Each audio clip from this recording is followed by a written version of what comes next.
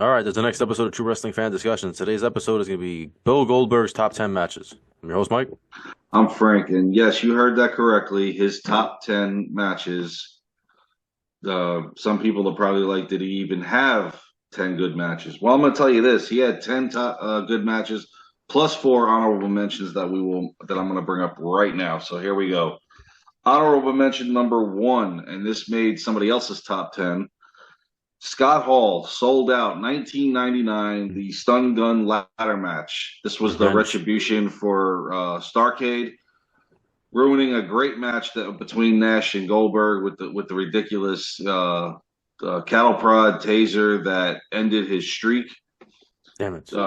He got his revenge, whooped Scott Hall's ass, and redeemed himself. He got the victory in that one, so that wasn't too bad for him. But like I said, I think I said it in the Razor Scott Hall thing that the fact that they did that on in Starcade just it took away Oh, yeah. the whole thing, man. It was just ridiculous.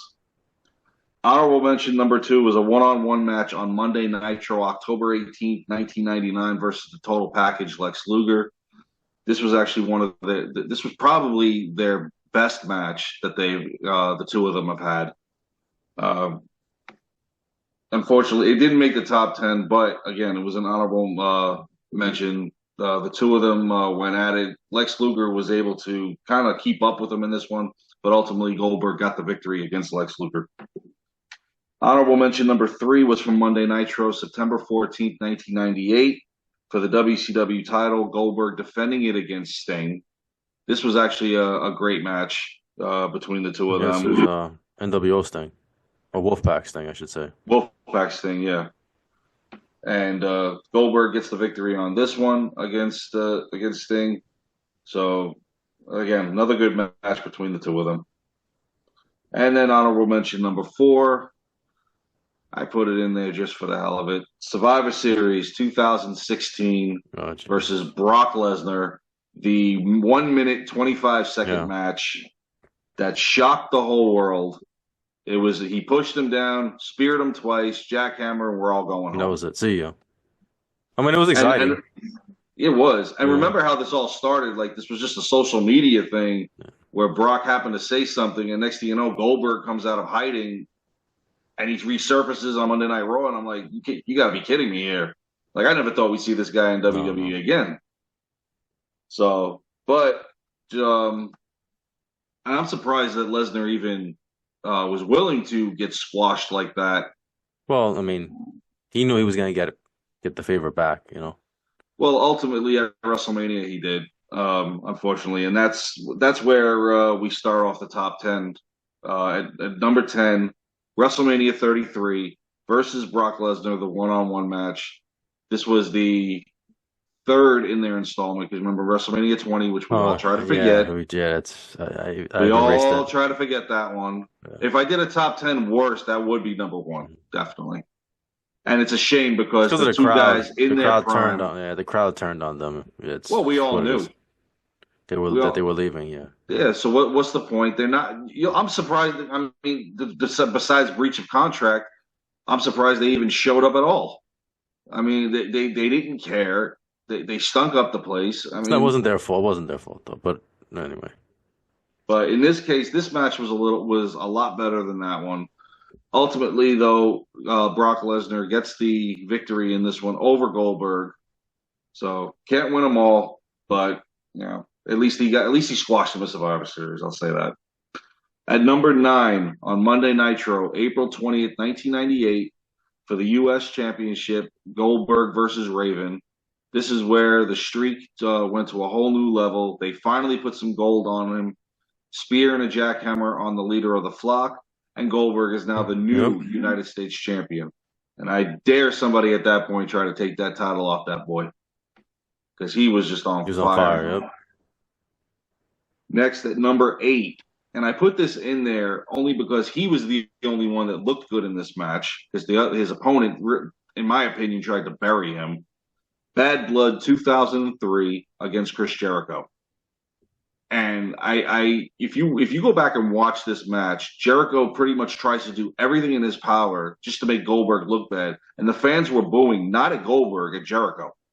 And Goldberg tried his damnedest.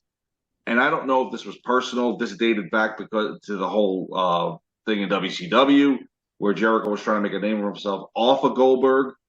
I don't know, but if you go back and look at this match, Jericho just he was a son of a bitch in this one, and Goldberg managed to salvage the match. He gets the victory over Chris Jericho, and so now he's still undefeated in WWE. His return. Remember, he faced Rock at Backlash, and now Jericho here at Bad Blood.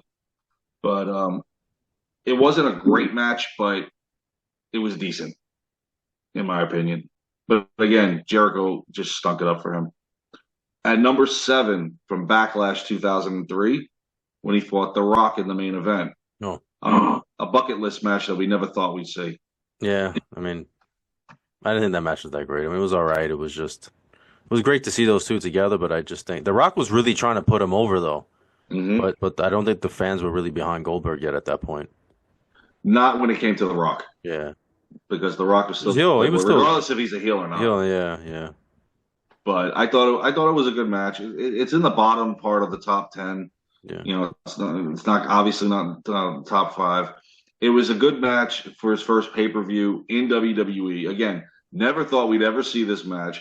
I love the build up to it. When The Rock comes out after WrestleMania, he's fixing to leave. He's like, "You could all kiss The Rock's ass," and they're chanting for him.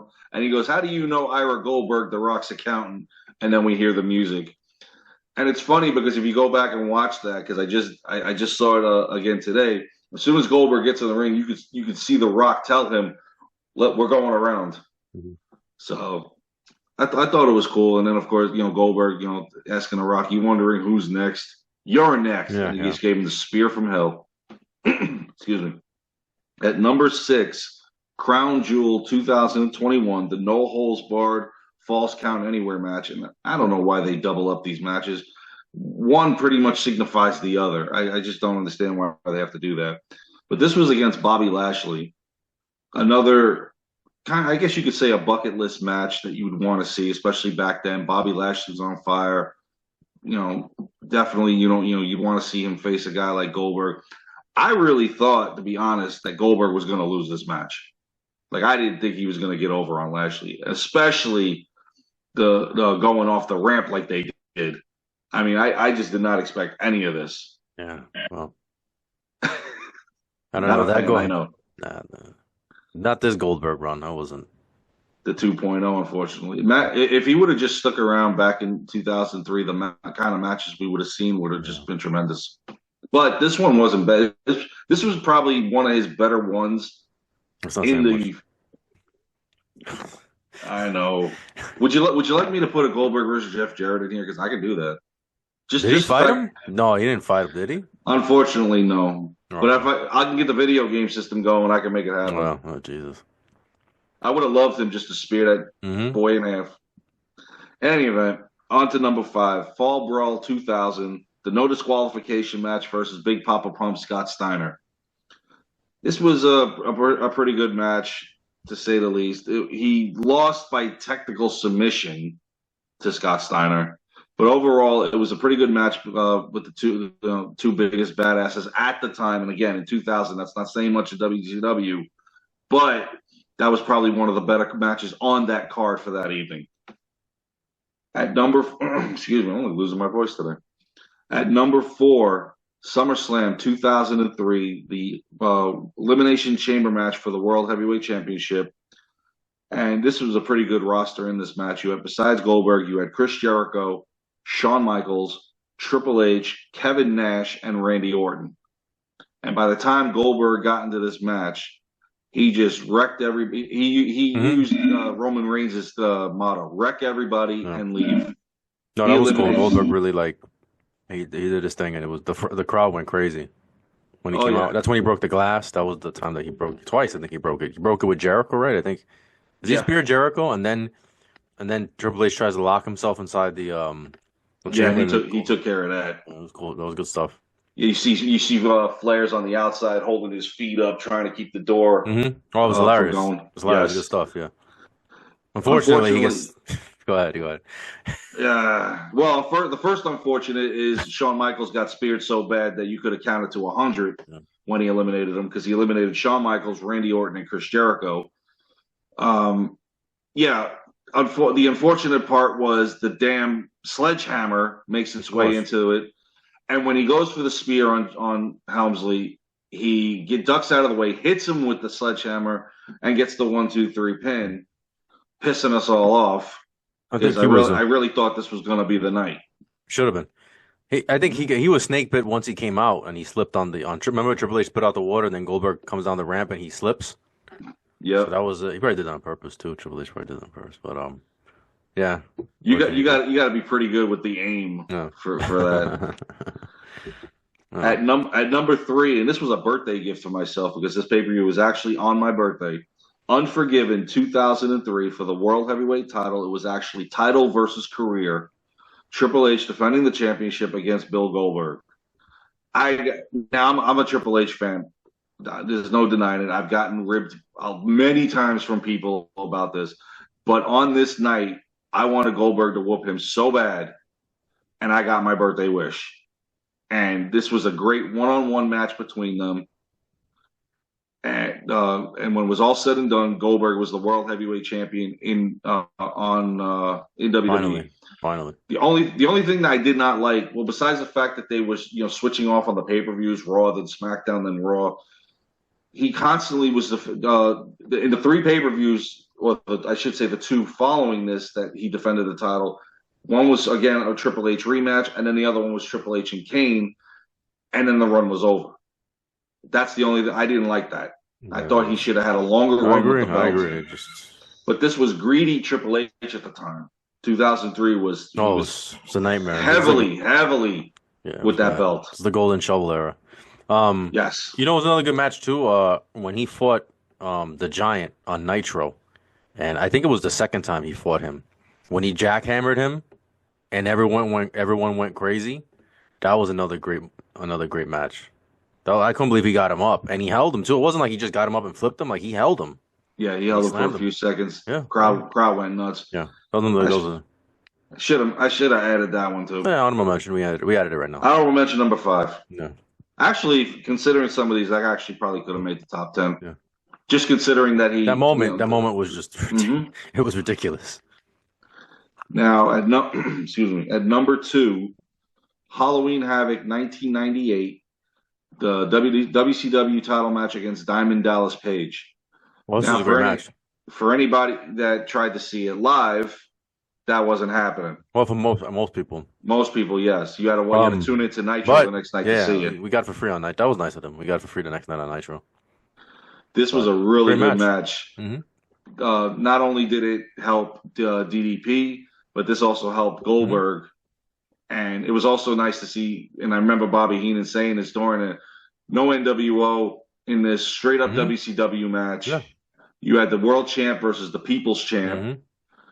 And Page wasn't backing down from Goldberg. He didn't even acknowledge him as he was coming into the arena. He was looking away, held his own in this match, but ultimately the spear and the jackhammer got over on it, and Goldberg successfully defended the title against Page. Now at number 1, and man, you and I have ribbed this many times because there was no notice given for this. 100,000 people could have easily filled the Georgia Dome for this one. On Monday Nitro on July 6, 1998, Goldberg going up against Hollywood Hogan for the WCW title. And we were told about this on Thunder the week before. This was ridiculous. This should have been a pay-per-view. Should have been, but I mean, listen. The buy rate would have been through the roof. Listen, we got it. We can't complain. We got it for free, and it was awesome. You know, business-wise, it makes no sense. But as a fan, I wasn't complaining. As a fan, I did not watch the main event on Raw that night. I didn't care. I watched as Goldberg first had to go through Scott Hall. No problem. Come here, Chico. Then he gets Hogan, and I remember Bobby Heenan after he speared Hogan. He goes, "That's one." Yep. Now he's got to get him up. Yeah. He made Bobby Heenan's night that night. Yeah. And I was really surprised that Hogan did business with Goldberg and actually dropped the title to him. Surprising, right? It was a very, especially very around this time. right. And it's not like they didn't even have a rematch after this where Hogan wins, Hogan goes No, over. that was it. Yeah. It's because I believe the next pay per view, because they already had the match scheduled, Goldberg versus Kurt Hennig, that became a WCW title match. Yeah. It didn't make any sense how Hogan didn't get the rematch, By the or way, he feuded with the NWO, but not Hogan. right. Well, I mean, great moment, great match. I mean, it was tremendous. They won the rating. Obviously, they won the rating that night. They crushed the rating Yeah, that night. it was a great moment. Yeah. It really was, and at this point now, Goldberg is a dual champion. Obviously, the U.S. title would go into a tournament, but on this night, he beats Hogan, becomes the WCW champion, and man, it was just it was an amazing night. But again, business wise, Yeah. man, y'all dropped the ball on that one. Yeah. Oof. Well, that's a review. Please let us know what you think about Goldberg. Any matches we missed or Goldberg moments do you guys want to comment about? We appreciate it. Like, comment, share, subscribe. See you guys soon. Take care.